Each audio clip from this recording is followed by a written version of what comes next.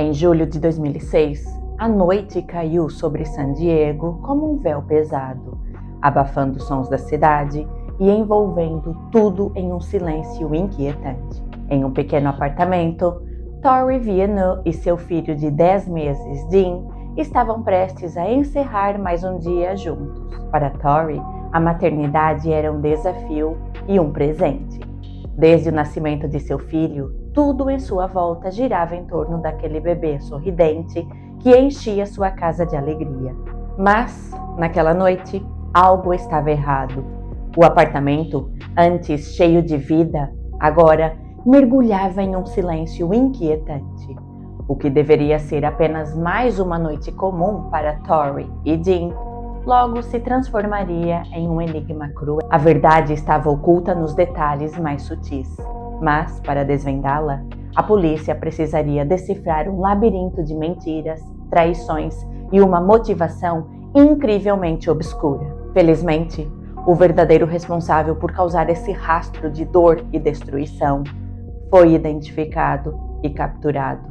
O que aconteceu com o auxílio da genética forense.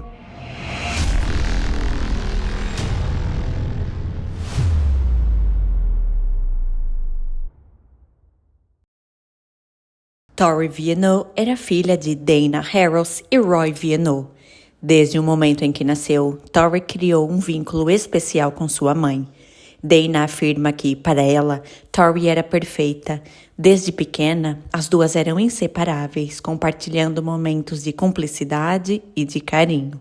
A relação entre mãe e filha permaneceu forte, mesmo quando Dana enfrentou uma batalha contra o alcoolismo durante a adolescência de Tori. Aos 16 anos, foi a própria Tori quem, com coragem e determinação, confrontou a mãe e a convenceu a buscar ajuda. Tori disse a Dana que a amava, mas que não suportava vê-la beber, deixando claro que não assistiria sua autodestruição. Ela informou a sua mãe que já havia encontrado um centro de reabilitação e que essa era a única chance que lhe daria. Se Dana falhasse, Tori não voltaria. Ela queria sua mãe de volta.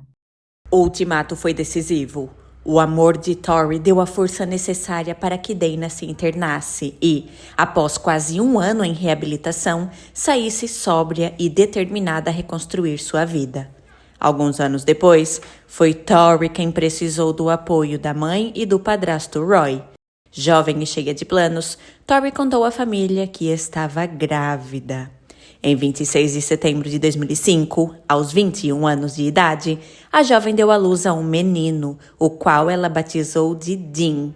Para Dana, Dean completava algo que ela mesma não sabia que estava faltando. Dean era um bebê cheio de amor que trouxe luz à vida de todos ao seu redor. Quando Dean nasceu, Tori morava com seu namorado, Neil Springstub, e o melhor amigo deste, um rapaz chamado Daniel Mowen.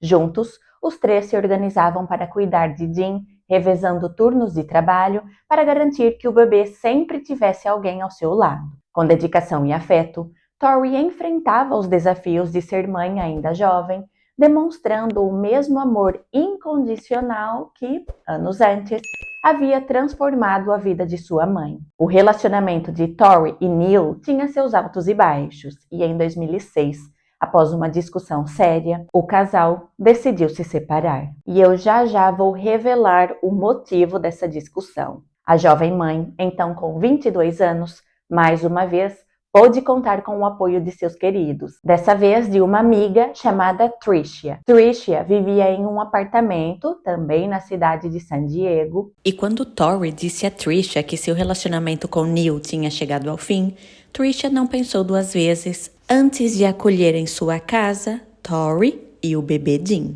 Apesar do término do relacionamento, Tori estava contente com o que parecia ser um novo começo. O apoio incondicional que sua família e amigos lhe davam faziam com que tudo parecesse mais fácil.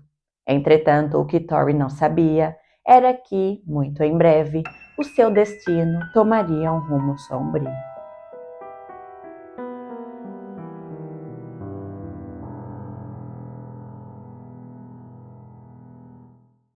No dia 26 de julho de 2006, Tricia Castellanes passou a tarde inteira dormindo em seu quarto, exausta, depois de um longo dia de trabalho que havia começado antes do sol nascer. Quando finalmente despertou, Tricia sentiu a casa mergulhada em um silêncio estranho, quase opressor, principalmente considerando o fato de que ali vivia um bebê de 10 meses. Ela então saiu e, ao retornar ao apartamento e passar pelo corredor, Tricia viu que Tori estava sentada no chão, encostada no sofá. Ela parecia tranquila, imóvel, coberta por um cobertor. Apesar de achar que Tori, assim como ela, tinha tirado a tarde para descansar, algo parecia muito errado. Ao se aproximar, Tricia notou uma pequena mancha vermelha no estofado do sofá, bem ao lado da cabeça de Tori. Um arrepio gelado percorreu sua espinha, enquanto seu coração acelerava. Com a respiração presa na garganta, Tricia estendeu a mão, hesitante, e ergueu com cuidado a ponta do cobertor que cobria sua amiga. O que ela viu a fez recuar de imediato, e um grito sufocado escapou de seus lábios. Mas o horror da situação não parava por aí. Após encontrar Tori sem vida, Tricia foi até o berço do bebê. O que Tricia viu fez seu sangue gelar ainda mais. Dean estava ali, imóvel, seus olhos semicerrados como se ele estivesse apenas dormindo. O pequeno Dean, aquele bebê cheio de vida e amor, agora jazia ali, sem movimento, silenciado por mãos impiedosas. Lágrimas quentes escorreram pelo rosto de Tricia, enquanto a realidade se instalava de maneira avassaladora. Tudo aquilo não era um simples acidente. Alguém tinha feito aquilo com Tori e com Dean. Tricia imediatamente ligou para a polícia, afirmando que Tori havia tirado a sua própria vida e também a do bebê.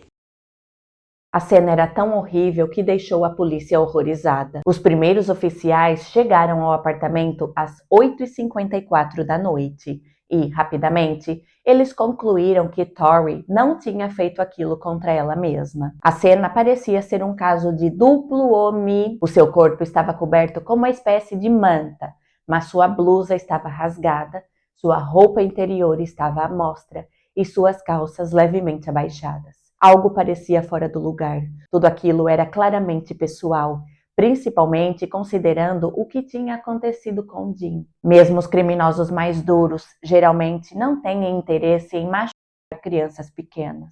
Conforme os detetives investigavam, detalhes sombrios vieram à tona, expondo um assassino que acreditava ter cometido o crime perfeito.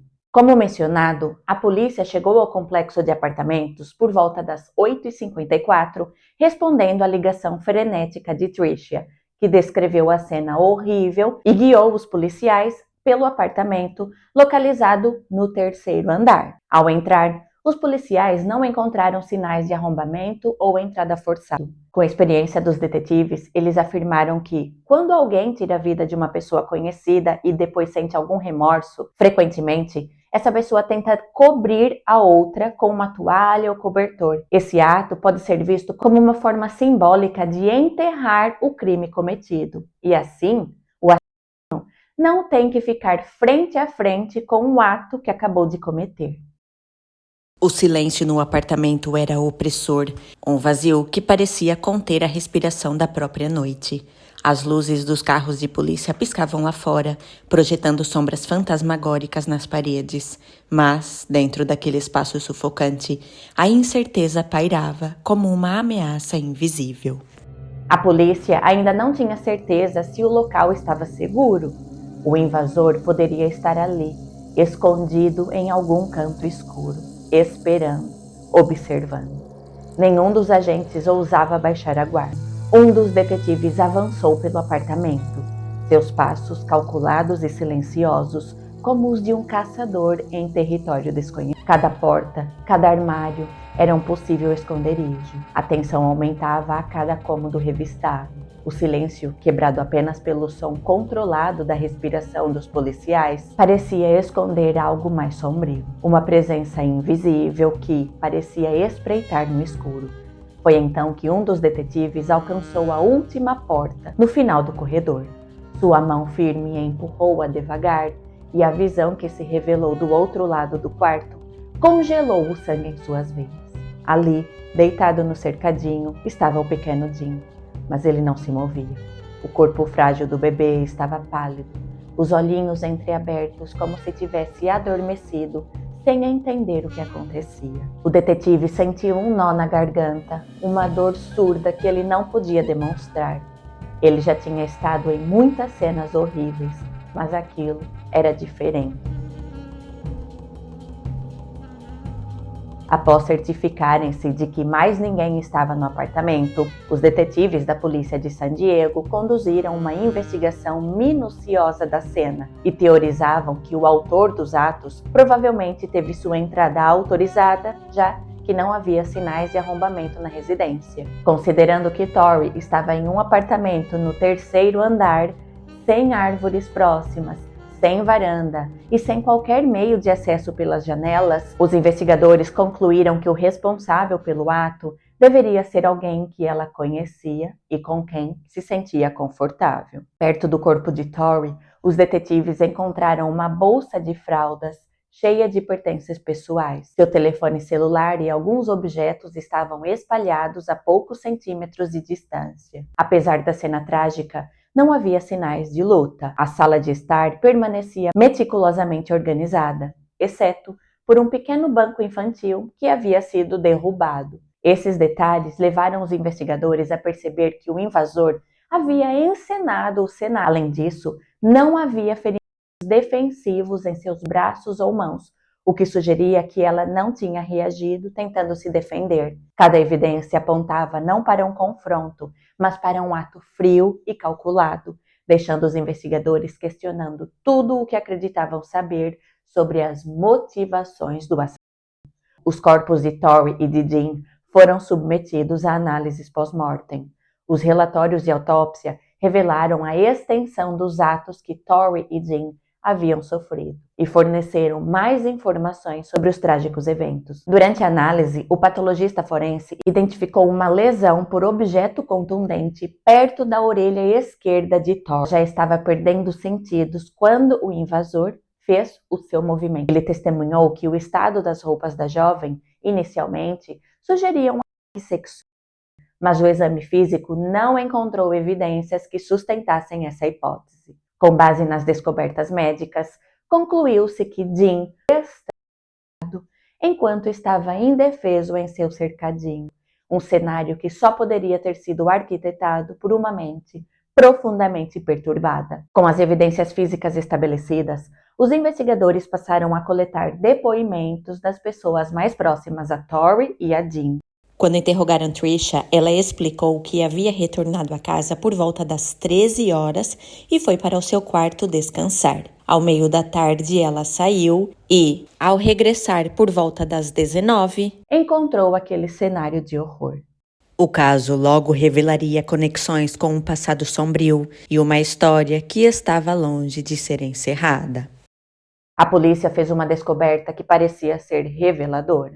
Eles descobriram que na noite anterior a ser encontrada sem vida, Tori tinha marcado um encontro com um de seus ex-namorados, um rapaz chamado Dennis Potts. Os detetives não perderam tempo e, na madrugada de 27 de julho, por volta das 2h45 da manhã, chegaram à casa de Dennis Potts para interrogá-lo. Antes de abordá-lo, os investigadores decidiram não revelar que Jim também estava sem vida, acreditando que omitir essa informação lhes permitiria testar a reação de Dennis e seus atos revelariam mais do que qualquer palavra poderia dizer. Durante a entrevista, Dennis Potts contou aos detetives sobre sua antiga amizade com Tori e seu histórico de envolvimento físico. Ele afirmou que sim, eles tinham falado sobre marcar um encontro, mas ele minimizou a situação, dizendo que não havia há muito tempo e que, apesar de algumas conversas casuais, não havia um plano concreto de encontro. O que ele chamava de amizade, os detetives viam como um relacionamento complicado, possivelmente com consequências fatais. Dennis Potts e Tori Viano haviam namorado brevemente no último ano do ensino médio, mas, mesmo após o término, continuaram a se encontrar e tiveram envolvimento físico por cerca de 6 meses após a formatura. No entanto, a frequência desses encontros diminuiu no início de 2003. Em 2004, Tori começou a namorar Neil Springstub e foi viver com este e com o seu colega de casa, Daniel Moen. Em dezembro daquele ano, ela e Dennis Potts tiveram o que ele descreveu como seu último encontro íntimo. No início de 2005, Tori enviou uma mensagem para Dennis Potts informando que estava grávida de Neil. No dia 26 de setembro, ela deu à luz a Jean. Durante a conversa com os detetives, Dennis Potts afirmou ter visto Tori no dia 20 de julho, quando eles conversaram sobre um possível encontro após ele voltar de uma viagem a Las Vegas. Dennis admitiu ter apagado as mensagens de texto trocadas entre ele e Tori, mas ele disse que fez isso para evitar problemas com sua atual noiva. Embora insistisse que não tinham combinado nada de concreto, Dennis reconheceu que houve uma conversa casual sobre se verem. No entanto, quando ele foi pressionado, ele negou categoricamente qualquer plano. Quanto mais ele negava, mais as suspeitas sobre ele cresciam. Dennis Potts alegou que Tori havia mudado de ideia na noite anterior e cancelado o encontro. Mas os investigadores notaram algo ainda mais inquietante. Ao longo de toda a conversa, que durou cerca de 20 minutos, Dennis não tinha feito sequer uma pergunta sobre Jean. Em meio a um assassinato brutal, sua falta de preocupação dizia muito. Dennis Potts afirmou que, no horário do ocorrido, o que se acreditava ser na tarde de 26 de julho de 2006, ele estava na casa de um amigo, chamado Max Korn, e Max confirmou seu álibi, fazendo com que os detetives excluíssem Dennis da lista de pessoas de interesse. Com essa nova informação, os investigadores mudaram o seu foco para um novo suspeito. Quando tudo parecia se encaixar, o rumo da investigação mudou, direcionando a atenção dos investigadores para Neil Springstub, o ex-namorado mais recente de Tori. Ao ser interrogado, Neil fez uma revelação bombástica acerca de seu relacionamento com a jovem. Ele disse que, quando Jean tinha cerca de 5 meses, sua família começou a pressioná-lo para que ele fizesse um teste de paternidade. Isso porque, no dia do nascimento de Jean, Tori havia admitido para Neil que não sabia o que dizer ao fazer a certidão de nascimento do bebê, pois, segundo ela, existia a possibilidade de que Neil não fosse o pai biológico de Jean. Devastado ao descobrir que Tori o havia traído com Dennis Potts, ele se tornou extremamente desconfiado sobre a paternidade do bebê. Na primavera de 2006, Neil decidiu fazer um teste de DNA para confirmar sua paternidade. E para a realização desse teste de investigação de parentesco, no caso, um teste de investigação de paternidade, foram coletadas amostras biológicas de referência de Tori, a mãe, Neil, o pretenso ou suposto pai, e de Jean, o filho. Através dessas amostras biológicas, foram obtidos os perfis genéticos dos intervenientes, Tori, Neil e Jean. Todos nós herdamos metade da informação genética presentes no núcleo das nossas células da nossa progenitora e a outra metade do nosso progenitor. Assim, metade da informação genética presente no perfil de Jean estaria presente em Tori e a outra metade no seu pai biológico. E nesse caso, era esta relação biológica que estava em questão, a paternidade de Neil em relação a Jean. E os resultados desse teste foram um golpe devastador. Neil não era o pai de Jean.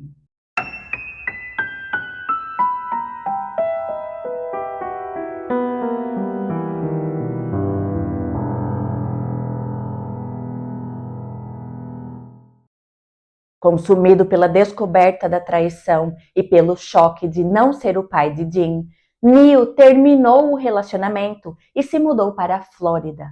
Tori disse aos seus amigos que Neil estava deixando a cidade para colocar a cabeça no lugar. A distância, porém, não apagou a dor e, aos olhos dos detetives, não eliminava a possibilidade de vingança. Tori também queria confirmar se Dennis Potts poderia ser o pai de Dean, já que ela e Dennis tiveram relações no período em que Dean foi concebido. Dennis Potts e Tori fizeram 2 testes separados para garantir a precisão dos resultados, e em ambos os testes, os resultados eram claros. Dennis não era o pai do bebê. Ao ser confrontada com tais resultados, Tori ficou sem esperanças e, preocupada com a segurança de seu filho, ela foi então viver na casa de sua amiga Trisha e da irmã desta, Autumn, que vivia ali no apartamento com seus 2 filhos. Na visão dos investigadores, Neil agora tinha um motivo claro. Ele havia descoberto que o filho que criou por meses e que amava profundamente não era seu, um choque emocional que poderia ter despertado um desejo de vingança. No entanto, Neil negou qualquer envolvimento no ocorrido, garantindo que estava fora do estado naquele momento. Seu empregador confirmou seu álibi e, assim, Neil foi excluído da lista de suspeitos por estar na Flórida. Com Neil fora do radar, a investigação se voltou para outro personagem central na vida de Tori e Dean, Daniel Mowen. Daniel Mowen não era apenas um amigo próximo de Tori Viano. Ele também tinha um papel fundamental na vida do pequeno Dean. Desde o nascimento do bebê, Daniel ajudava a cuidar dele como se fosse da família, dividindo responsabilidades com Tori e o namorado dela na época, Neil Springstube. Nos primeiros meses de vida de Dean, os 3 organizavam suas rotinas para garantir que o bebê nunca ficasse sem cuidados, alternando turnos de trabalho e revezando-se para alimentá-lo, colocá-lo para dormir e dar a ele toda a atenção necessária. Para Daniel, Dean não era apenas o filho de seu melhor amigo. Ele era uma parte essencial de sua vida, e o carinho entre os dois era evidente. Ele chegou a cuidar de Dean por uma semana inteira na primavera de 2006, quando Tori viajou até a Flórida para tentar uma reconciliação fracassada com Neil. Amigos relataram que Daniel sempre teve sentimentos por Tori.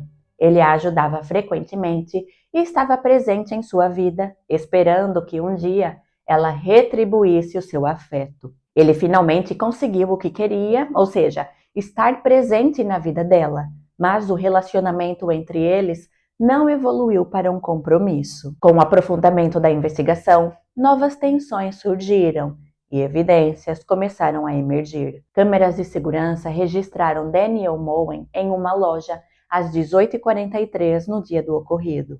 Mais tarde, ele recebeu uma ligação de Autumn que, erroneamente, lhe disse que Tori tinha tirado a vida de Jim e a seguir a sua. Em choque, Daniel Mowen pediu permissão ao seu gerente para fechar a loja mais cedo e foi direto para a cena. O detetive John Young, da unidade de homicídios da polícia de San Diego, entrevistou Daniel Mowen no local naquela mesma noite.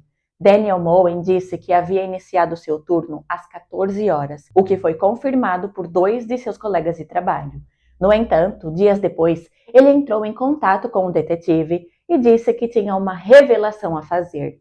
Daniel disse ao detetive que, na verdade, às 17h20, ele havia saído da loja por cerca de 15 minutos, mas jurou que a sua saída não tinha nenhuma ligação com o ocorrido com Tori e Dean. Entretanto, essa revelação levantou novas dúvidas sobre o seu paradeiro no horário do ocorrido. Diante dessas novas informações, o detetive Young analisou as imagens de segurança da loja onde Daniel trabalhava e verificou que ele estava realmente trabalhando às 18h53. E por que esse horário ficou sendo importante? Bem, nesse horário, Daniel Mowen recebeu uma mensagem do celular de Tori, na qual ela mencionava querer encontrá-lo depois de cancelar os planos com Dennis Potts. Os investigadores calcularam que a distância entre o local de trabalho de Daniel e o apartamento de Tori era de aproximadamente 16 quilômetros para ir, mais 16 para voltar, o que exigia um deslocamento de pelo menos 35 minutos para a ida e volta. Com isso, os detetives concluíram que seria fisicamente impossível para Daniel Moen dirigir até lá, cometer o que foi cometido e retornar a tempo para o trabalho. Como Daniel Moen estava na loja às 18h53 e o celular de Tori foi encontrado próximo ao seu corpo, os detetives determinaram que ele não poderia ser o assassino.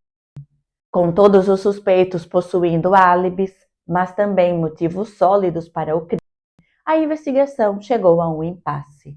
No entanto, os policiais finalmente obtiveram um mandado para vasculhar o celular de Tori, o que levou a uma descoberta crucial. Dentro do aparelho estava uma série de mensagens trocadas entre Tori e Daniel Moen no dia do ocorrido. As mensagens revelavam um plano para um encontro, adicionando uma nova camada de mistério à investigação. Às 17h50, Daniel Moen enviou uma mensagem pedindo desculpas pelo comportamento rude que teve mais cedo. Ele explicou depois que esse pedido de desculpas havia sido motivado por uma conversa telefônica de 6 minutos, na qual ele demonstrou sua insatisfação com o contato que Dennis Potts tinha com Dean. Mais tarde, Daniel recebeu mensagens de Tori que lhe pareceram estranhas e fora do comum. Às 18h10, ele recebeu uma mensagem de Tori que o deixou surpreso. Na mensagem, Tori dizia que Dean estava dormindo como um cachorro morto. Daniel estranhou a forma como a frase foi escrita, pois não era um jeito típico de Tori se expressar, muito menos em relação ao seu bebê, que ela tanto amava e tratava com todo o carinho do mundo.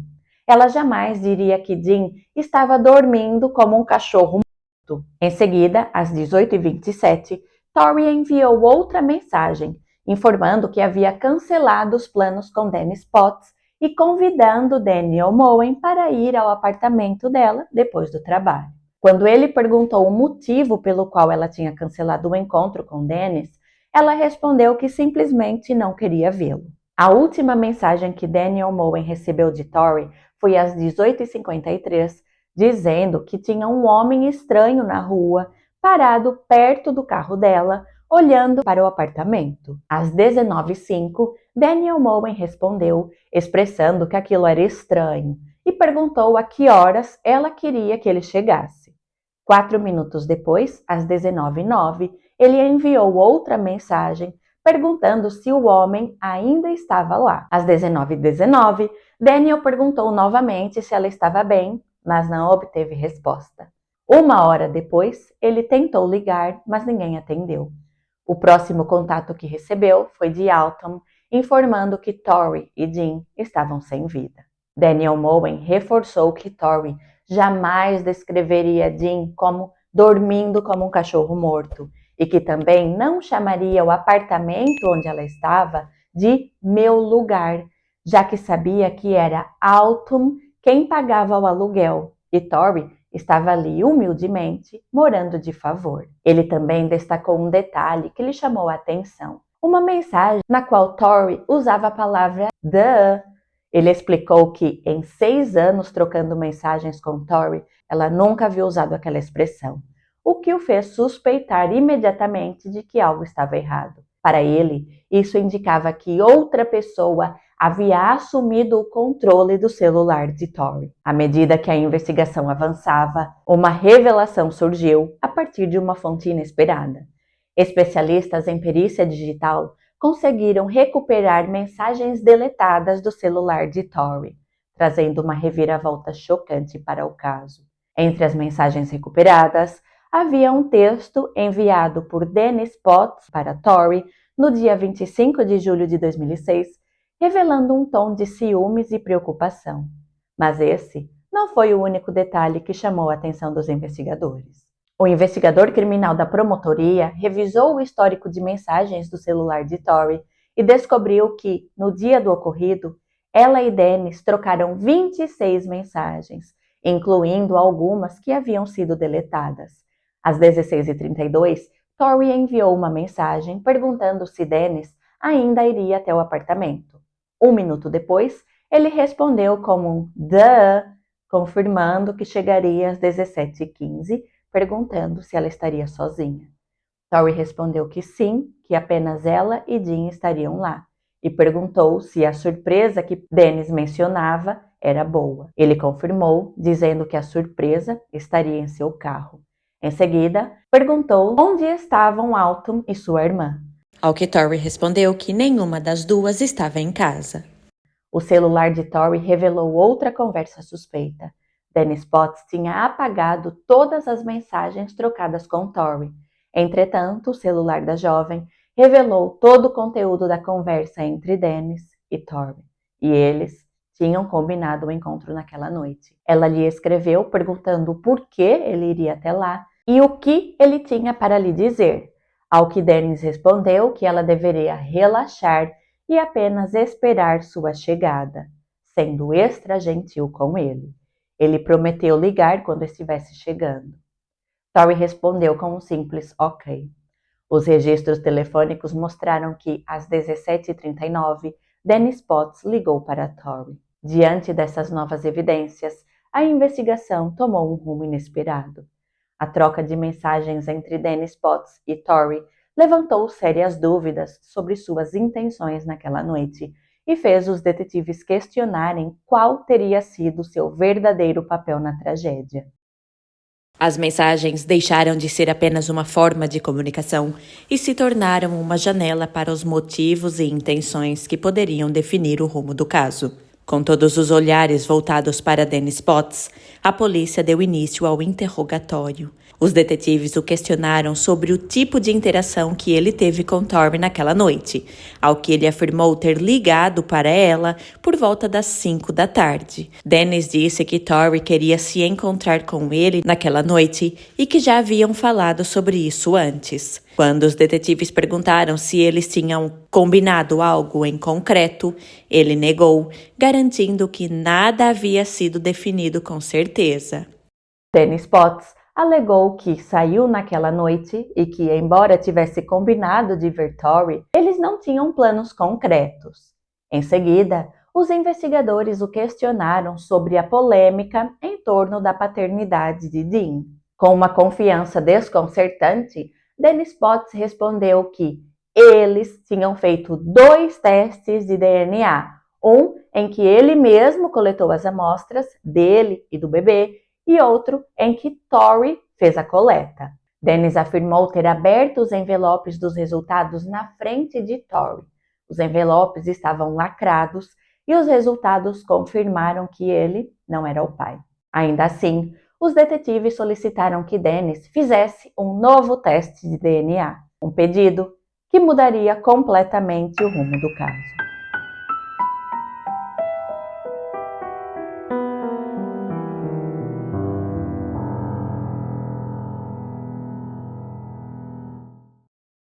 Sem hesitação, Dennis Potts aceitou realizar um terceiro teste de DNA, mas este teste era diferente, pois as amostras seriam coletadas por oficiais da lei que manteriam a cadeia de custódia das amostras. A cadeia de custódia é um processo documentado e rigoroso que garante a integridade de provas coletadas em uma investigação criminal. Esse procedimento assegura que os itens de evidência, como objetos ou vestígios biológicos, não sejam adulterados, extraviados ou comprometidos em nenhuma etapa da investigação. Desde o momento da coleta no local até a sua análise laboratorial e posterior apresentação dos resultados em tribunal, cada movimentação da prova deve ser registrada detalhadamente, incluindo quem a manuseou, quando e por qual motivo. Qualquer falha na cadeia de custódia pode comprometer a credibilidade da evidência, levando à sua inadmissibilidade no julgamento e até mesmo à anulação de um caso. Sem hesitação, Dennis Potts aceitou realizar um terceiro teste de DNA. A cadeia de custódia foi mantida e as amostras foram processadas pelo Laboratório de Genética Forense, não um laboratório comercial onde qualquer pessoa pode coletar e enviar amostras, mas sim o laboratório da polícia, que, obrigatoriamente, exige a manutenção da cadeia de custódia.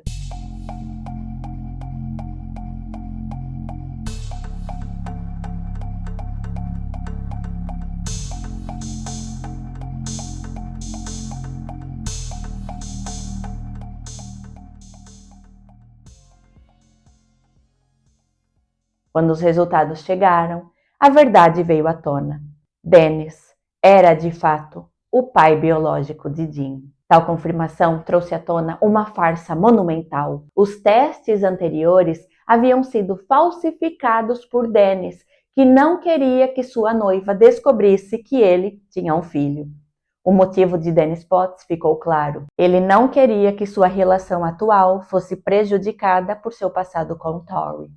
Os investigadores, então, voltaram sua atenção para o telefone de Dennis e fizeram uma descoberta crucial. As ligações dele naquela noite foram registradas por uma torre de celular diferente das que normalmente cobriam a sua residência. Entre 17 horas e 20 horas, todas as comunicações realizadas por Dennis foram direcionadas pela torre 84, exceto uma às 18h44, que passou pela torre 425, localizada próxima ao apartamento de Tori. O engenheiro sênior explicou que seria praticamente impossível essa ligação ter sido feita da casa de Dennis Potts, pois, se ele estivesse lá, a chamada teria sido roteada por torres diferentes. Além disso, os investigadores recuperaram mensagens deletadas do celular de Tori. O primeiro registro salvo, após as 18h27, mostrava que todas as mensagens anteriores haviam sido apagadas.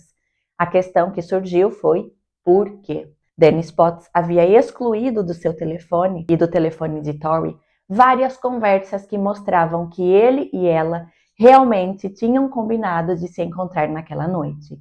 Entre os textos apagados estavam detalhes sobre o horário do encontro, o que Tori vestiria e como eles encontrariam uma babysitter para cuidar de Jean enquanto estivessem juntos.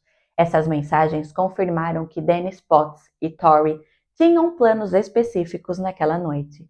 Ficou evidente que as mensagens trocadas após esse horário foram falsificadas por Dennis Potts para encobrir os seus atos. Uma busca na casa de Dennis revelou algo ainda mais perturbador. Em seu computador, havia um histórico de pesquisas no Google que incluíam termos como cometer um assassinato, como enganar um teste de paternidade, melhores formas de matar alguém, como escapar do pagamento de pensão alimentícia e como aplicar um mata-leão. Para os investigadores, o fato de que Dennis Potts pesquisou sobre esse evento no dia 19 de julho foi revelador. Tanto Tori quanto Jean foram mortos por asfixia, o que indicava premeditação. As provas agora apontavam decisivamente para Dennis, revelando uma teia de mentiras, motivos e oportunidades. Dennis era um ex-namorado de Tori e o pai de seu filho, um segredo que ele tentou esconder a qualquer custo. Agora, com um noivado e uma nova vida, ele se desesperou ao perceber que a verdade poderia arruinar os seus planos. Com medo de que o teste de paternidade o desmascarasse, Dennis tomou uma decisão macabra e irreversível.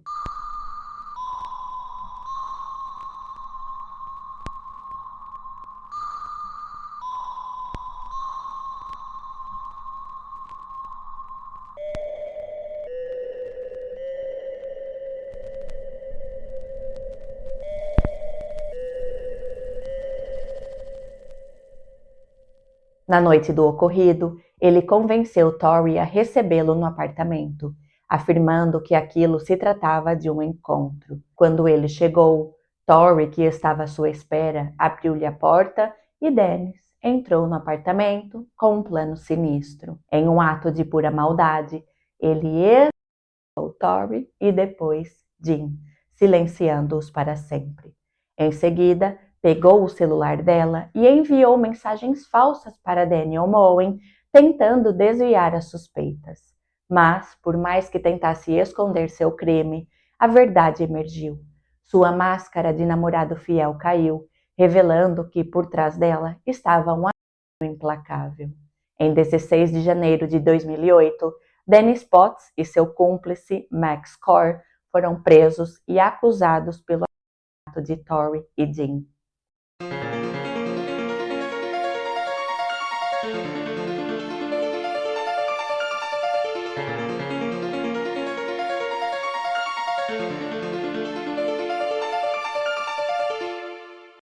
Posteriormente, foi descoberto que seu amigo Max, além de lhe fornecer um álibi falso, também lhe ajudou a forjar os testes de DNA. Dennis foi condenado por homicídio em primeiro grau e condenado a cumprir uma pena de prisão perpétua, sem direito à liberdade condicional. O juiz determinou que ele cumprisse 2 penas de prisão perpétua consecutivas, garantindo que jamais sairá da prisão. Já Max Corr, seu amigo, recebeu uma pena de 3 anos por obstrução da justiça. Mas a história de Tori e Dean não terminou com a sentença. Em um ato simbólico e poderoso, o juiz atendeu ao pedido da mãe de Tori. Dennis Potts foi condenado a passar o resto de sua vida com uma fotografia em sua cela. Em sua cela ficará pendurada uma fotografia de Tori e Dean juntos em seus caixões. Esse lembrete assombrará Dennis Potts até o último de seus dias.